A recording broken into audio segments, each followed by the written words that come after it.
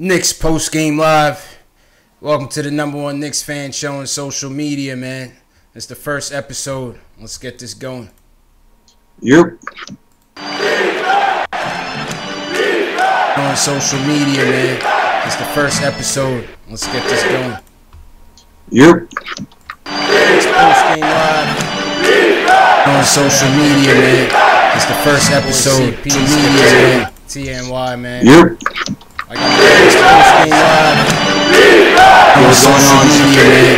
It's the first episode. Media, man. TNY, man. Yep. Audio issues. I got the Knicks post game live. What's going on, man? Alright, here we go. Yo, Jay Ellis, man. Nick of Time show was really good, my dude. How's everything going, man? Everything's alright, man. We catching ass whoopings left and right, but I'm still a Knicks fan. That's all good. Yo, we catching ass whoopings left and right, man. Boy, listen, man. You gotta ride with the team, man. You gotta ride with the team, bro. Of course, man. Forever. Knicks fans forever, bro. I've been a Knicks fan since I was 8 years old. I'm gonna stop now. Facts, man. So, listen, man. Another heartbreaking loss in LA last night. 128-105. The Knicks fall to the Clippers. Started off fairly well. Hitting a lot of three-pointers. Cannon stepped it up with his usual fast start at a double-double pace by halftime. You know, the squad was looking good. The squad was looking pretty good, man, I have to say. But things fell apart in the second half, man. What did you see out there? First off, they punched us in the mouth in the second half. I'm kind of surprised that we did this well in the first half, to be honest with you, because it seemed like it was going to get away from us a little earlier, but we were a scrappy team. We kept fighting back. The main reason to me why we fell behind was probably a lot of our point guard defense. I know DeAndre Jordan ended up with a lot of points at the end. I think he had like 20 points or 19 rebounds or something like that. And you would think, something like that happens, you would say, all right, Cantor's not doing what he's supposed to do. Granted, Cantor is not like a defensive juggernaut. We all know that. He's grown a little bit this year. He's been in the right positions, but a lot of the reasons why I felt like DeAndre was scoring was the guard work. The guard work from the Clippers, they couldn't be stopped. They kept getting penetration whenever they wanted to. Matador D, man. Point guard defense was atrocious last night. Matador D. Yeah, man. That Olay defense that Clyde likes to say all the time, the Matador D. We kept having to rotate and kept having Cantor have to step up and guard people like Austin Rivers or Lou Williams, who pretty much do what they want. They just wait for him to step up and lob it right to DeAndre Jordan. And a lot of our problems started at the defense, the point guard position, at least yesterday. Yeah, we had no answers, man. Once the point guards got into the paint, it was nightmares. It was nightmare mismatches all over the place. I mean, I knew we didn't have an answer for DeAndre Jordan. Obviously, he's one of the most dominant big men in the game based on just his pure size. But going out there undersized to begin with, I thought we would have had a better game plan going into the game. But, these guys really faltered. And, that's one thing with Cantor, man, is his defense. As much as he gives us on the offensive end, he takes it right back away on the defensive end, man. And I'm just not sure about his long-term prowess. What you think about Cantor out there? I mean, I'm always going to be hashtag keep Cantor. That's always been my thing. That's been my slogan. So pretty much Cantor is not like a defensive juggernaut, but that's why we even had KP there. KP kind of litigated that a little bit. Today he had a really good offensive game. He did what he did. He played a little bit of bully ball, even with DeAndre there. Sometimes DeAndre went to help, and when DeAndre went to help, Cantor stepped up, got his offensive rebounds like he usually does, and scored the bucket. So I liked what he did on that end. But I don't know. I feel like the NBA is a point guard heavy league. And the pick and roll is one of the most used plays in the league, and we couldn't stop it. And usually when a team runs a pick and roll, it's not always one person's fault or the other person's fault. Sometimes you share the blame, and sometimes it's one more or the other. And I still kind of feel like this game our guards defense let us down in general, and not even just But but look at the guards who they went up against last night, right? You're going up against Austin Rivers. You know, Lou Williams is Lou Williams. He's a beast. You know what I mean? He's an absolute sniper. He's an assassin. But even still, you know, as far as dribble penetration goes, we couldn't stop anybody. I mean, it seemed like, you know, Moutier comes in here, and now we hearing that he's not in shape. Like, how are you not in shape and the season is almost over? You know what I'm saying? Like, I can't really grasp that. I don't know, man. He wasn't getting a lot of playing time with the Nuggets. He's supposed to stay ready, so you don't have to get ready. Stay ready, man. Stay ready. Yeah, that's the saying. But I guess he wasn't staying ready at the Nuggets. Granted, I mean, that could speak to his mentality when he was there. Sometimes a change of scenery helps change the player's mentality. But it is what it is right now. I read just like you that he's been kind of not been in shape, and he's been staying after practice doing kind of like these running exercises. But yeah, you know what too? Moutier's defense, right? Moutier's defense in general isn't all that good. I've seen I know when he came in the league, the thing on him is that he's a good defender, but I feel like him personally, when he's into pick and rolls, he doesn't really go over the pick skinny. He kind of takes like a wide range around the pick, and I feel like a lot of his problems I feel like that's a lot of the problems why point guards get past him in general. But yeah, man, Moutier definitely needs to get back in shape. I can't understand how you're talking about a guy not in shape and the season is almost over, man. I don't know what I'm missing. But you know, the Kanye workout plan. I just can't understand it, man. I just can't understand it. But that kind of brings me to going into this point guard situation. It's like, if you the coach, right, and you saying, well, Moutier, he's not in shape, he's not ready. Why is he starting? You know what I'm saying? You drafted Frank Ntilikina, then you bring in Trey. It seems like they don't see Frank as the point guard of the future, which, it is what it is. We drafted him. But at the same time, why interject Moutier into the starting lineup right away ahead of these guys when Trey Burke is clearly outplaying him, and we still want to see Frank get some minutes to see what he could do, even in the off guard role. You know what? Jeff likes veterans, I guess. I don't know. He likes Jeff. I mean, Moutier is not really a veteran, but he likes. I feel like he likes what he likes until you show him otherwise. Right now, it seems like the shooting guard position might be Frank's best position as of now. He can pass for sure. His dribble, his handle's a little underrated. But I think he sometimes lacks a little bit of that aggression you need to be a point guard. Sometimes he tends to bring the ball up and pass it off to like a power forward or a center when he doesn't need to really do that. And that might be a problem that kind of messes up the flow of the offense. So that could be a lot of reasons why Jeff doesn't feel comfortable right now letting Frank run the point guard position.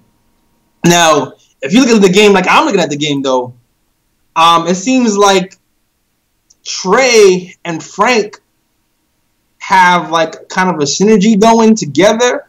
So if you really, those two to me probably should start, in my opinion. I feel like the Knicks do better when. But what about Tim Hardaway Jr.? I mean, I think that becomes the conundrum with trying to say that, you're going to get Frank in at the off-guard position and get him in there with either Trey Burke or Moutier. It's going to be off the bench to me. Because, but what about Courtney Lee? There you go. Courtney Lee is still playing. That was the other game a problem I had with this game. Courtney Lee first half, he has 19 minutes for the game. And I'm sitting here thinking, you know what, Jeff, right before the All-Star break, you said, you know what, we're going to have a youth movement, and those players are going to be playing a little bit more. So in the first half, you have Courtney Lee playing 19 minutes, you have Frank playing 7, and you have Dotson having 0. Yeah. So it's a head scratcher. I don't understand that mindset. I feel like old habits die hard with Jeff Hornacek sometimes, man. But to answer your question, you can easily slide Tim to the 3.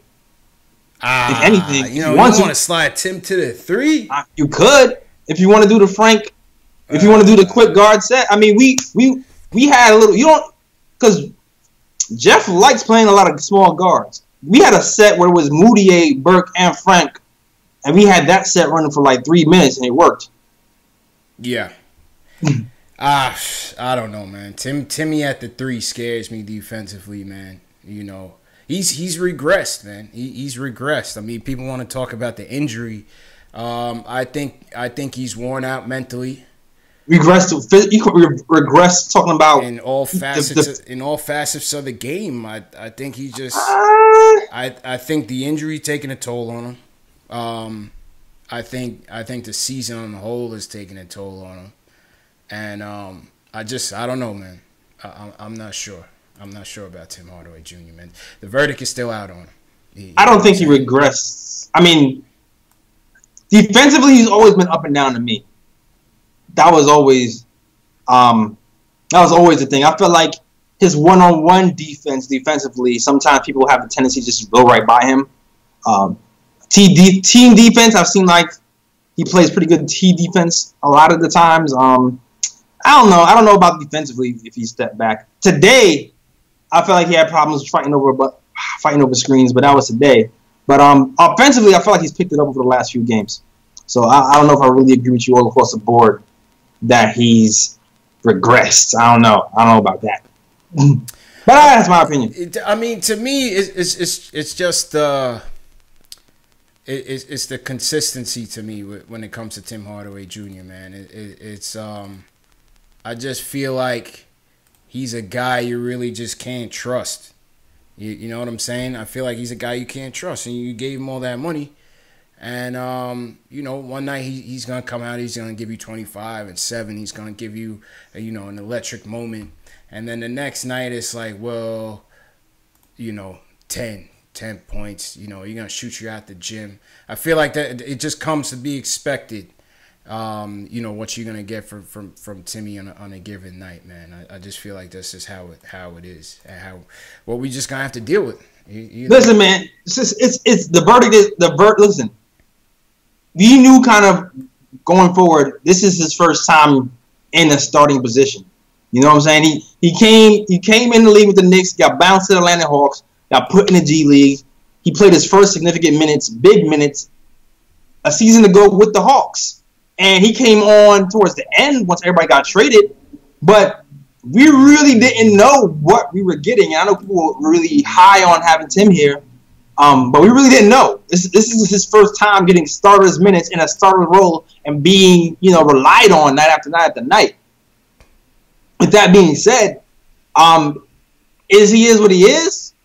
I don't know. He might have to grow into that role of being a starter. I know he has potential to be good. I know just right now he's a little J.R. Smithish with his shot selection sometimes. And that's my point. That's my point.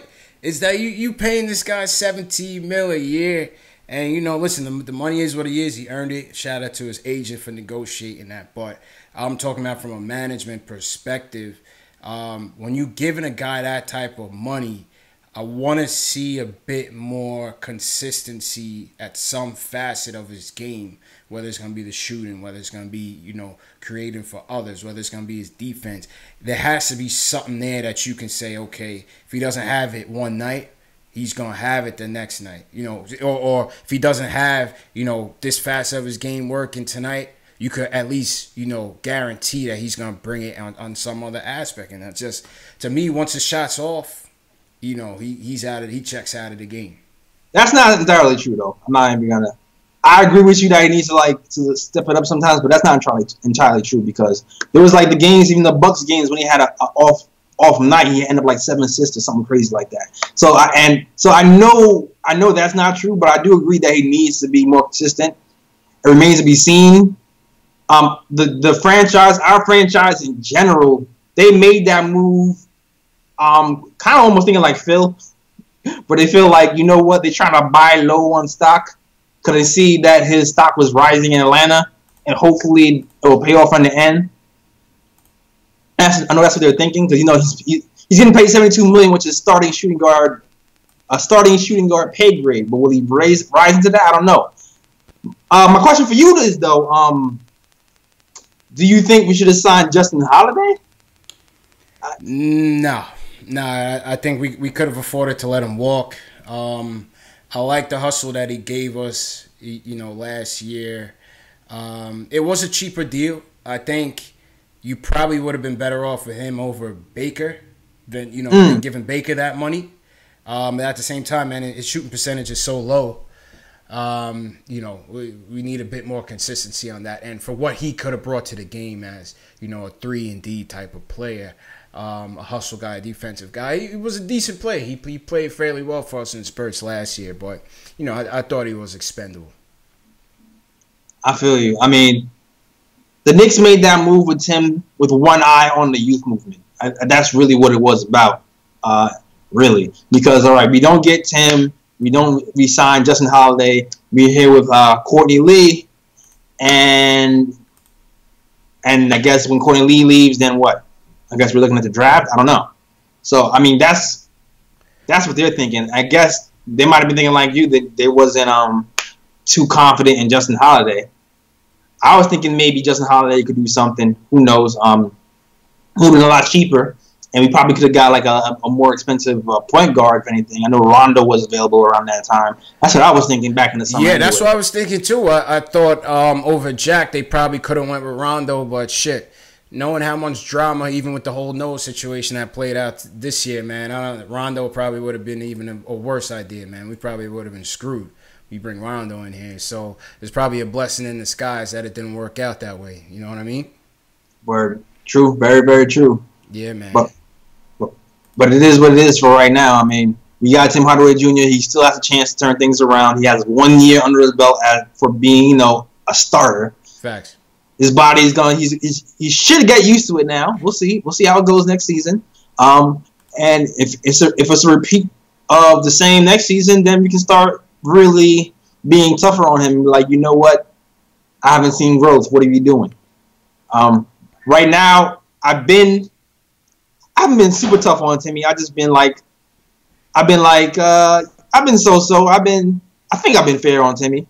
But next year, I'm probably going to be grading him a little bit tougher. You're going to have to. I mean, like I said, for that investment, you're going to have to see growth. I don't know if Jeff is going to be the coach that's going to, settle him down a little bit. It seems like the coach of the Hawks, Budenholzer, was able to kind of rein him in, and he was able to really contribute well for that team last year. But I'm not sure if Hornacek is the coach. Speaking of which, my man Yaron jumped in the YouTube live chat. Yaron, salute to you. Yo, what's going on, Yaron? So Yaron saying, what do you think about Doc or Mark Jackson as the next head coach? What do you think about those rumors, man, between Doc Rivers and Mark Jackson? Team Mark Jackson all the way. I know both of these guys are fellow Knicks, but Mark Jackson has that pedigree. He took Golden State from an obscure team into a contending team, teaching them how to play defense consistently. And I feel like if he was here with the Knicks, that would be it would be the same thing happening here. Doc Rivers, on the other hand, a lot of people don't like Doc Rivers because of what happened with the Clippers. It's so funny how he went from being a superstar coach to being completely vilified. I mean, I know I brought the topic up on my page, and overwhelmingly the response was like, nah, hell no. Do not bring Doc Rivers here, man. Yeah, I don't know if I feel as strongly as the fans do. You know what I'm saying? Like, I don't know. It's not... Coaching is not like coaching is not like playing. You know what I'm saying? Facts. It's not like Joakim Noah, for example. He was the man when he was with the Bulls, defensive player of the year, 20 rebounds a game, 5 assists, MVP candidate, whatever, right? He's older. His body can't do the same things, right? Now he's not able to really contribute like he used to. I don't know if all that basketball knowledge goes away. You know, he was on the Celtics. I remember he was on the Celtics, and he was out coaching us when he was on the Celtics. So I'm not saying I want Doc Rivers here over Mark Jackson.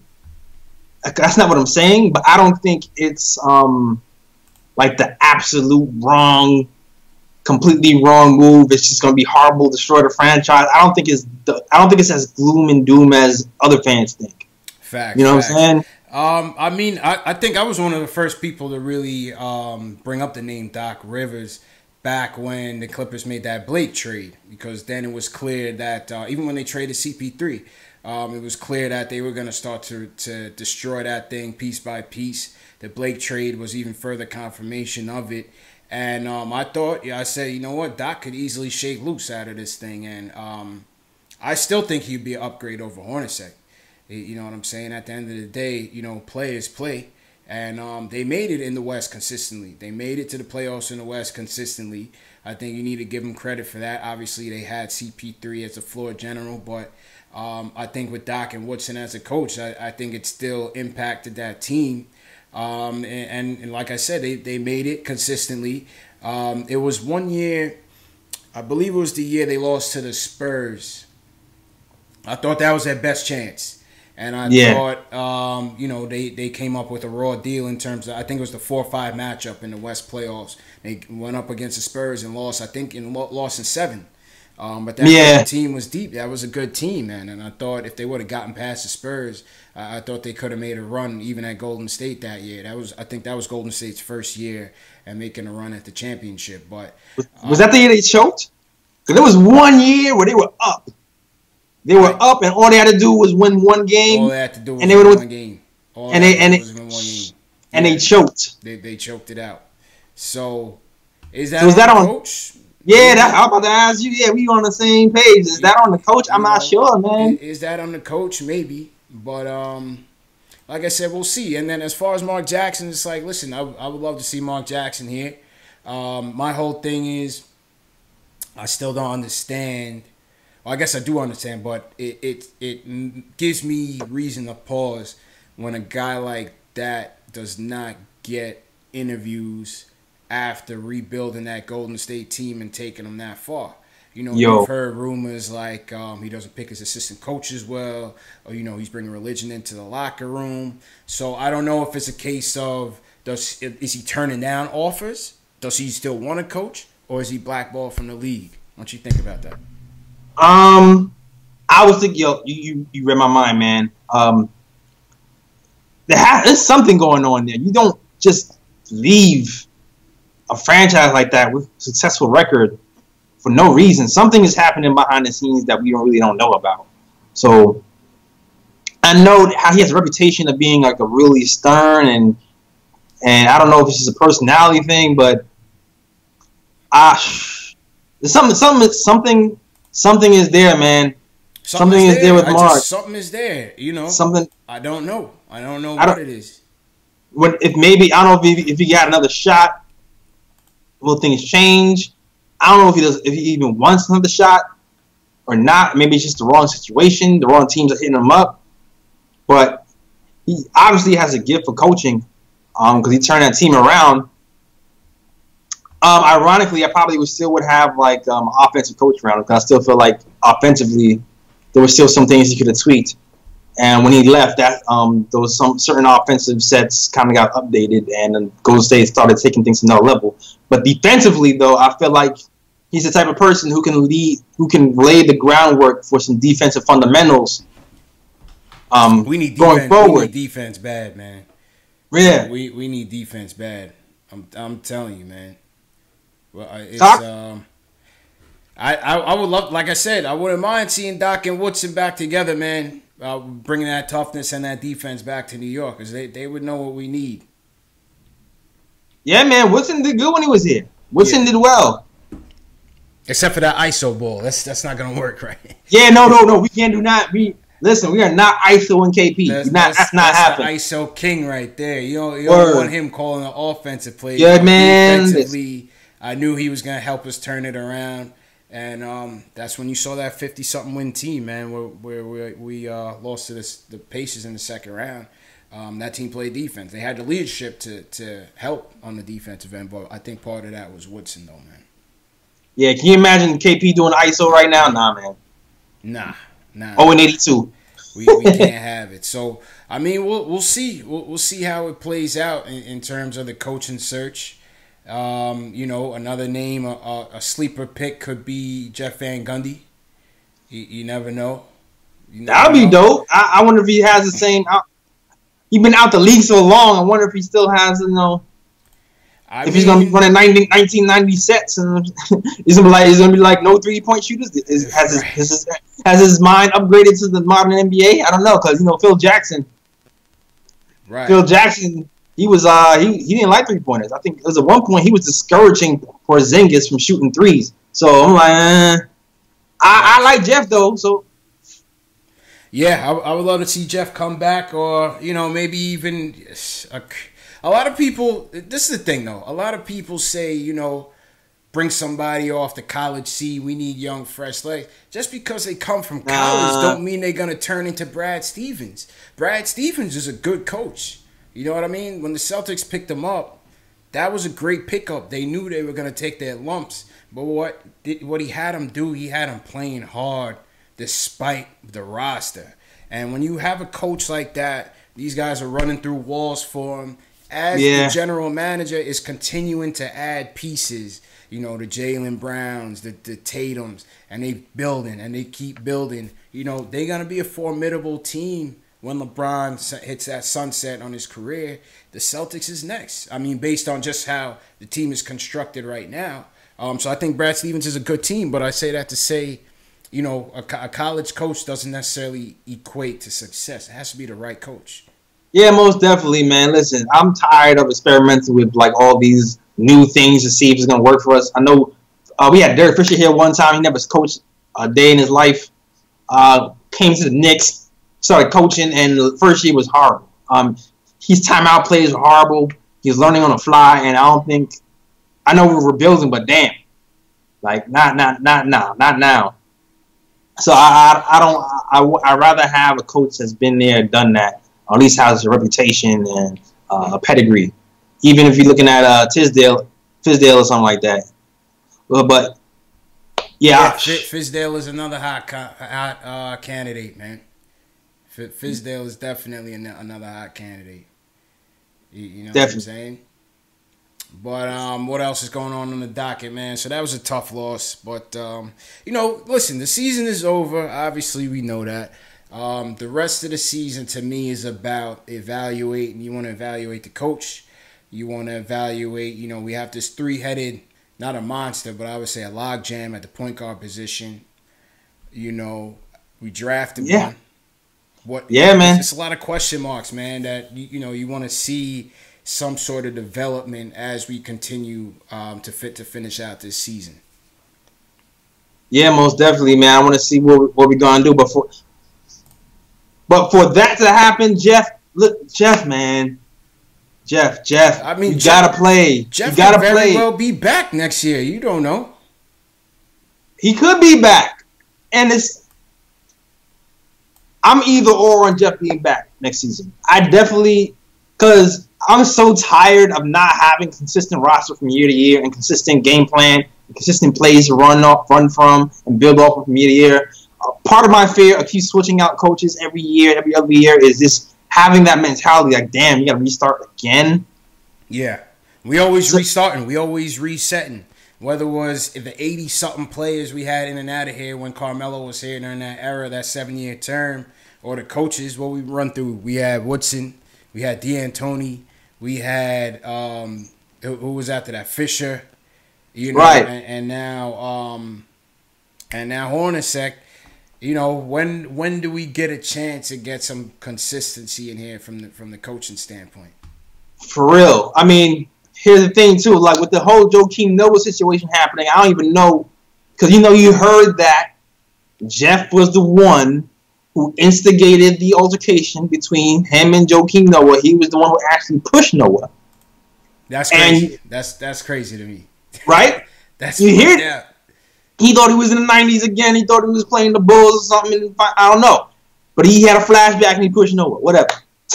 That's Noah's from the Bulls. He was like, "Oh my God."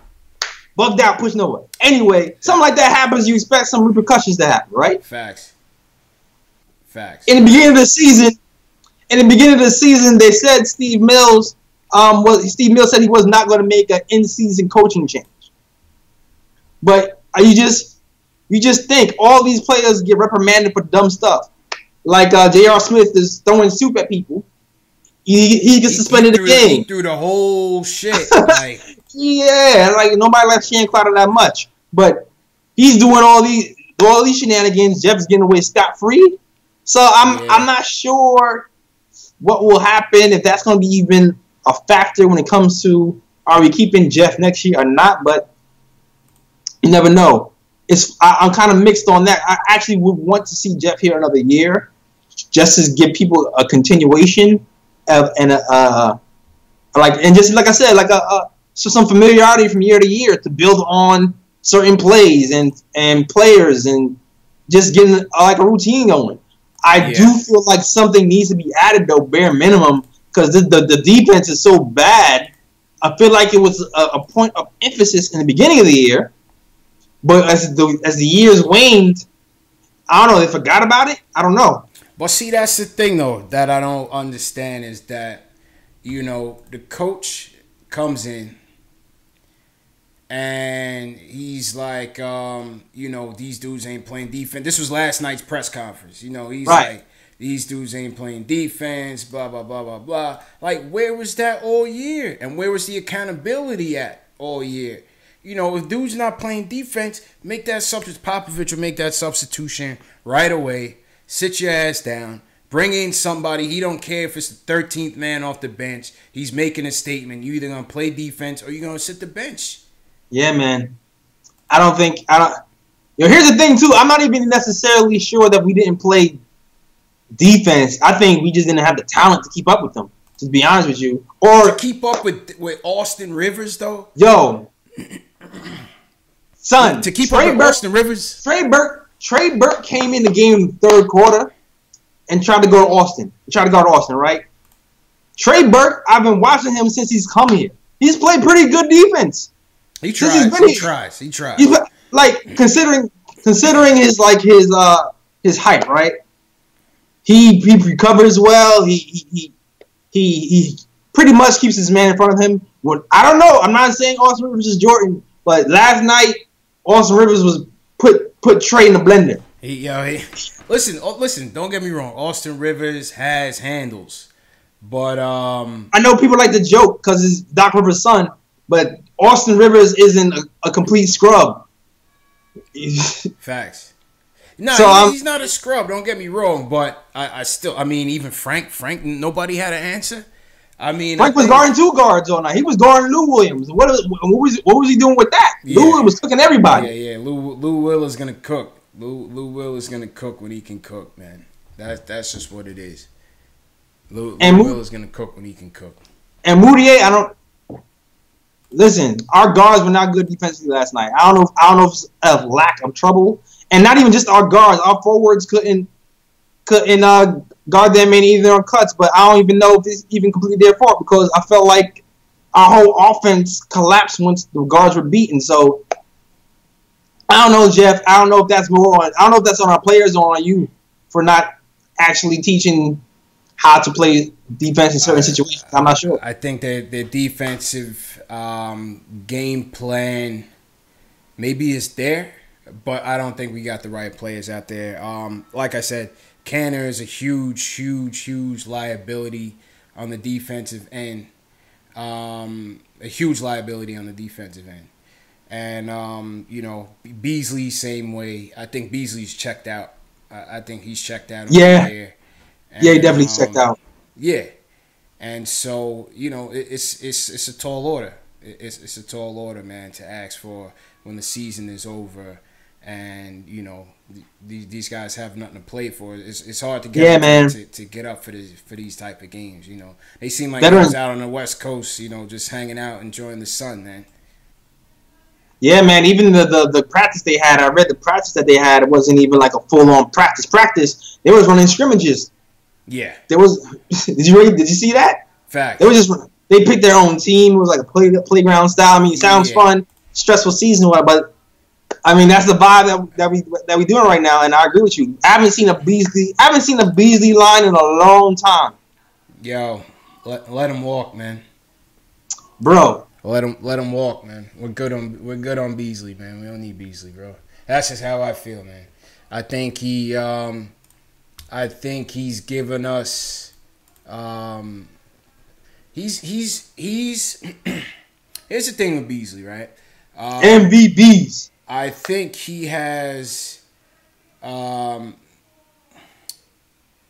He's earned his shot to extend his career in the NBA.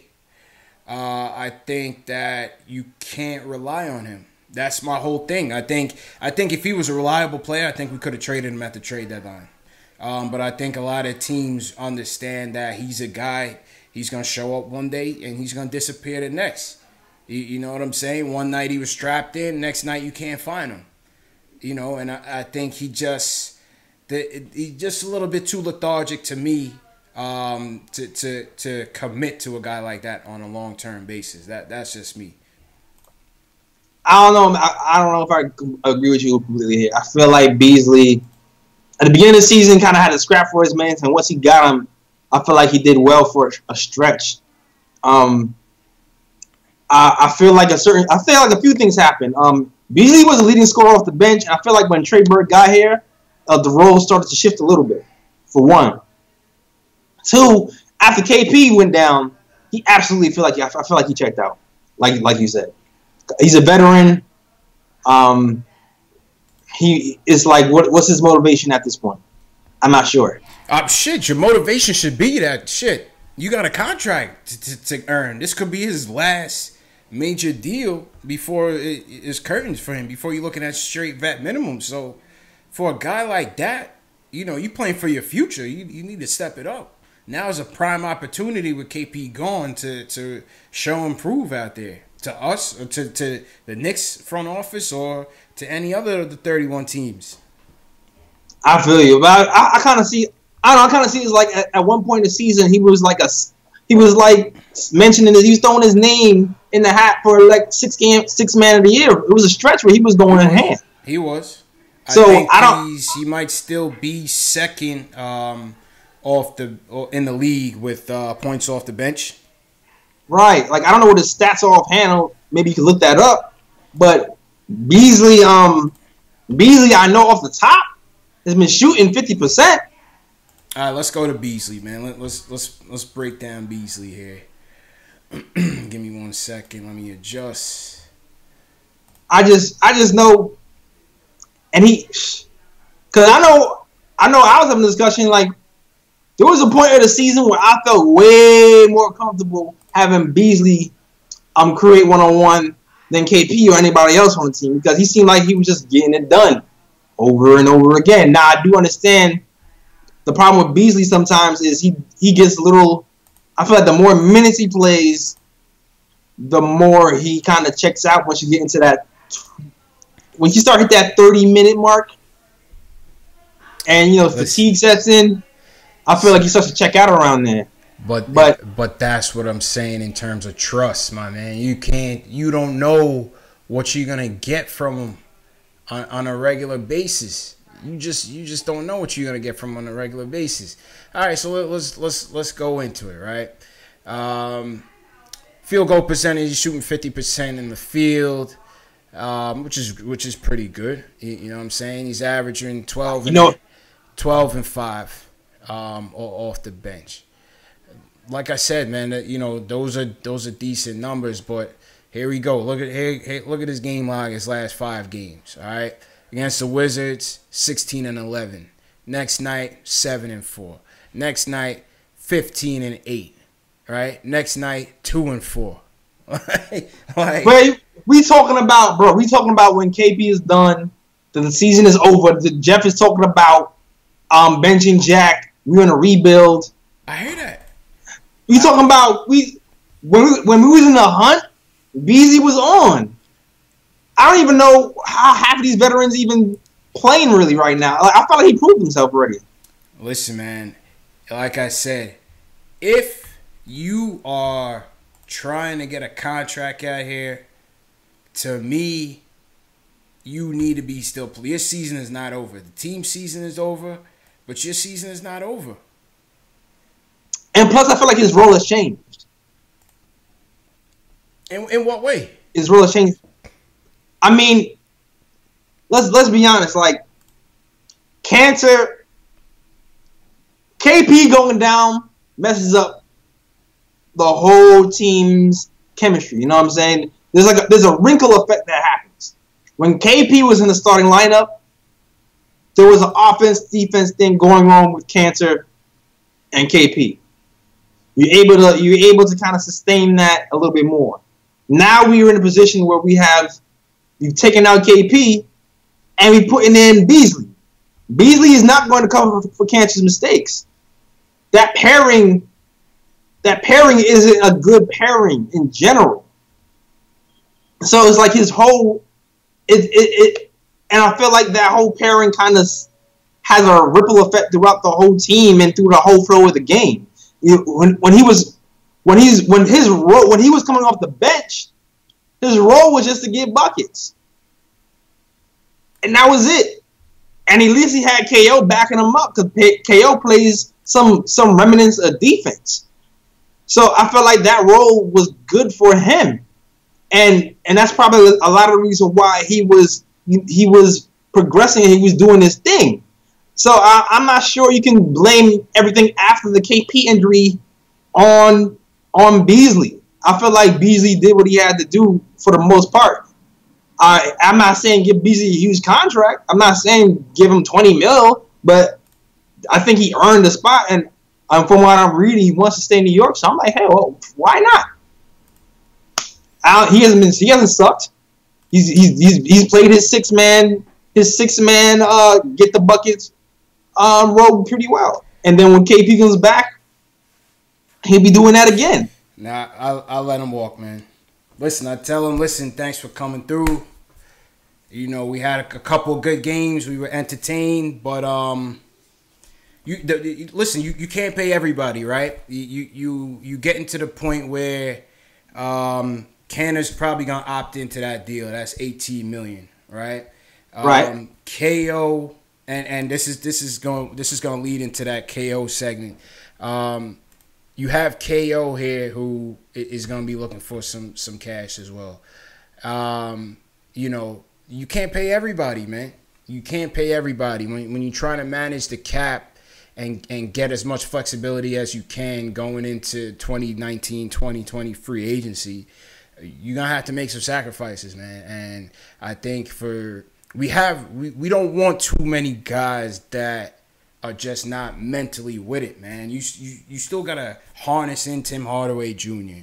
You know what I'm saying? With Beasley, like I say, he played well. He surprised me this year, but it's telling to me, with the season being over and a guy fighting for a contract, that he's not consistently trying to take advantage of the minutes. Now he got hurt last night.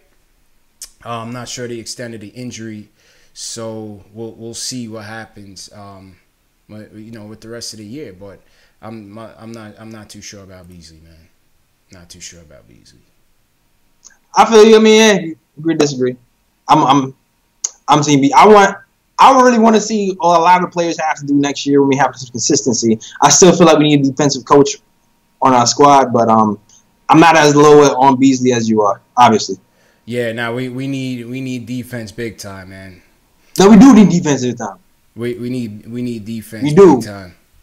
So let's get into the KO situation because earlier this week KO was interviewed, obviously about the prospects of the off season. and what he's going to do going forward. Obviously, he can opt out of his deal. This year, he's making $4.5 million with the option to come back next year. Obviously, you know, he's earned a raise. You know, I think KO got Billy shipped out. Right. Based on his play, he got Billy shipped out of here. And, you know, Billy was underwhelming. I thought KO came in, filled in a great role off the bench. He was a toughness. He brought rebounding. He brought great passing. He brought some smarts. And I thought he played according to his contract. You know, he was averaging six points, 5.6 to 6 rebounds this year, 1 block, to almost 2 dimes. So I thought KO played well. Now last night he didn't really bring shit, but I mean, he only played 15 minutes last night. Yeah, he only played 15 minutes last night. So what do you think in terms of, you know, KO? Like I said, he's making $4 million this year. He got 2 more years left, and you know, he's gonna be looking to get a raise, and I think he'll be able to get that. What do you think? Should they let him test the market, or should they try to lock him up with a deal? I mean, here is the thing. Here's the thing on KO. I'm not sure if I know he's played well, and I know his value has gone up since he's been here. You know, I liked his journey. You know, he came in here. He wasn't a defensive player when he got here. KO was probably one of the good moves that Phil's made. You know, he wasn't a defensive player when he got here. He came here. He lost weight. A couple of years later, all of a sudden, he's averaging like 3 blocks per 36 minutes, right? Jeff came out here and said he wasn't a defensive player. He just blocked shots. So he tried to even do that. He blocked less shots and tried to play more positional defense. So I appreciate everything KO has done. And I'm going to tell you what, I'm on the fence about KO. And I wasn't always on the fence about KO, but I'm on the fence about KO, not because he hasn't played well. It's just because, like you said, we do need defense. And players like tonight, DeAndre Jordan is pretty much just bigger and taller than everybody, and can just jump over everybody. But to the coach, and not to cut you off, but you know, to the coach, even though I disagreed with the coach admonishing the team this late in the season about defense when he should have been doing that all year, the coach was right. You know, where was the hard fouls? You know what I mean? The physicality, the physicality against DeAndre Jordan. You know, all that was they played soft last night. Pause, but they played soft last night. You know what I'm saying? I'm joking. You know, we just gotta keep it real here. I mean, they got dismantled, bro. I feel like it's a lot more. I feel like it's a matchup thing, man. It's a matchup thing. Yeah, because wasn't gonna have no answer for him. You know, think about when we had Tyson Chandler, right? There was a day when we had Tyson Chandler and Raymond Felton. Tyson Chandler was just so tall that if Raymond had a step on his man and the big man came to help for like 1 second, it was a lob. Easy dunk. And that's what happened with us yesterday. And we kind of need some athletic person to help disrupt that. The most athletic person we had last season to help kind of disrupt plays like that was KP. Now KP is down. Our second best defensive man we have available right now is KO. But he's not that type of man who's going to jump up to the sky and block, you know, a lob pass. You know what I'm saying? So yeah, it was a lot to ask for. You know, containing DeAndre last night. Yeah, but I think it's gonna be a hard decision, man. Because if you lose KO, you really losing a lot of that toughness off your bench, man. What you really man, you need that. You need that, and I just don't see. There's nobody that even plays as hard as he does on that end off the bench. It's gonna be a tough call, man. It's gonna be a tough call. Sometimes I even think I'd rather sign KO on the cheap than give Canner all that money in the next 1 or 2 years. You know what I'm saying? I know we agree to disagree on that all the time, but that's just my thinking. I feel like this team can be built a bit differently without feeling that you're gonna lose out on. Canada's a walking double-double. Don't get me wrong, but are you really gonna max out a guy that's only plays on one side of the ball? Nobody said max him out. First of all, look at the salaries though. All right, put it this way: if he opts in this year, right, it's at $18 million. How much more do you think you're gonna make in 2019? At the time when you're trying to get as much cap space as you can to try to attract free agents. I mean, it depends. I'm saying if you really like New York as much as you say you do, you're gonna keep us around the same price. Because we still got to re-sign KP and make some moves out here, and he does. And listen, like he cleans up a lot of mistakes. He cleans a lot of mistakes. All those missed shots that we made. You think, bro, we lost by what, 20-something? Yeah. 20-something yesterday? If Cantor wasn't there, as good as KO was, he wasn't scoring. Facts. He wasn't scoring, and he wasn't going to stop DeAndre. That would have been a 40-point lead. Facts. So listen, man, like I said, I like Cantor, man, but you're going to come to a crossroad when you looking. Number one, you got to figure out, are you going to max out KP this offseason? Which I think they said represents 25% of the cap. You're still dealing with the Noah situation. You don't know which way that's going to end up, whether you're going to have to stretch him out after next season, right? Buy him out at this summer. You don't know which way it's going to go, but you're expecting you're going to take some sort of cap hit either way. You have Timmy locked in on an average of $17, $18 million coming up over the next 3 years. So, go ahead. Here's my thing with KO. Here's my thing. Like, in my dream scenario, I would like to keep KO, and then like bring in an athletic center that we can test. Like I know Noel on Dallas might be available, and I know when he was on the Sixers, he was that type of center who kind of cover your bases. He almost like a little safety. He can block and play defense well, and he can probably fare a lot better against the DeAndres of the world. KO does so many things well, like passing out the high post, bringing the big man out, cutting the people who go to the hole. He does so many things well. I really don't want to lose KO. I really don't. So I'm with you. That's why I'm saying I'm on the fence, because I don't know how much. I don't know what it is. I don't know how much it's going to cost. Right now he's around 4.5. If he stays around that area, if he go, I'm willing to go like 7. You know what I'm saying? He could command as much as 10. He could command as much as 10 if you're looking at the salaries. He probably could. If you're looking at the salaries these dudes are making this past when the salary cap increased, I mean, dudes was getting bags out the ass. No, you're definitely right about that. But I feel like people are a little more reserved right now, because even if you look at what was happening during the offseason, during the right before the trade break, right, the trade deadline, reports came out that Steve Mills was not higher on KO or Willie. I don't know if that was a smokescreen or what, but they got 2 second-round picks for Willie. Who's not really getting that much burn in Charlotte right now, by Yo, it's crazy, man. That's crazy. I mean, we all kind of saw it coming. They have too much big men in Charlotte too. You're not getting minutes over Dwight Howard. Like, come on. True. You know, that's not happening. It's not happening. Mean, shit, I figured he could get a little something, a little action out there. No, he didn't play any defense. What action was he getting? Well, that's true. He didn't play any defense. He didn't. He was. You want to talk about Kansas defense? Willie's defense was abysmal, man. His was next level, bro. Yeah. Willie was getting moved around left and right out there, man. He was getting moved around easily. That Golden State game, he wasn't guarding anybody for like a good 5 though, and that was his first game back. I would have been hungry. Facts.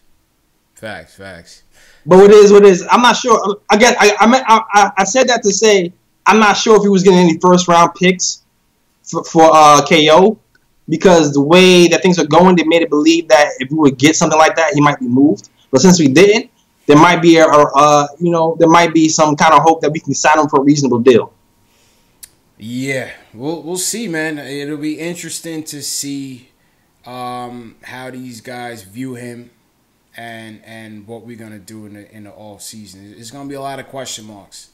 It's definitely gonna be a lot of question marks, man. You know Most definitely. So yeah, man.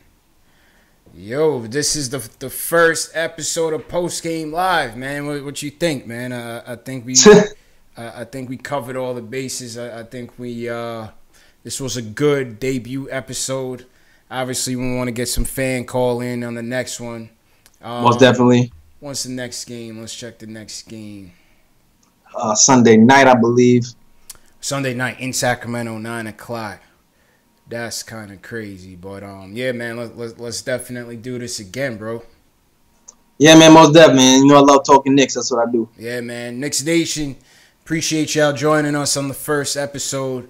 We gonna be here, man. We got a lot to talk about, man. We the most passionate, loyal fan base in all the NBA, all the sports. This is why we do this, man. We love the Knicks. We love talking Knicks. No matter the weather, man. Good times or bad times, that's what it is, man. If you're following us on YouTube, make sure you hit that subscribe button down below. Hit that bell notification so you don't miss anything. If you're watching on Twitter, if you're watching on Facebook, make sure you follow our respective pages, man, so you don't miss out on the next show. Don't miss out on the next news. Yeah, man, and that's it, man. Everybody enjoy the rest of your weekend. And, yeah, we'll see y'all tomorrow. Peace. Later.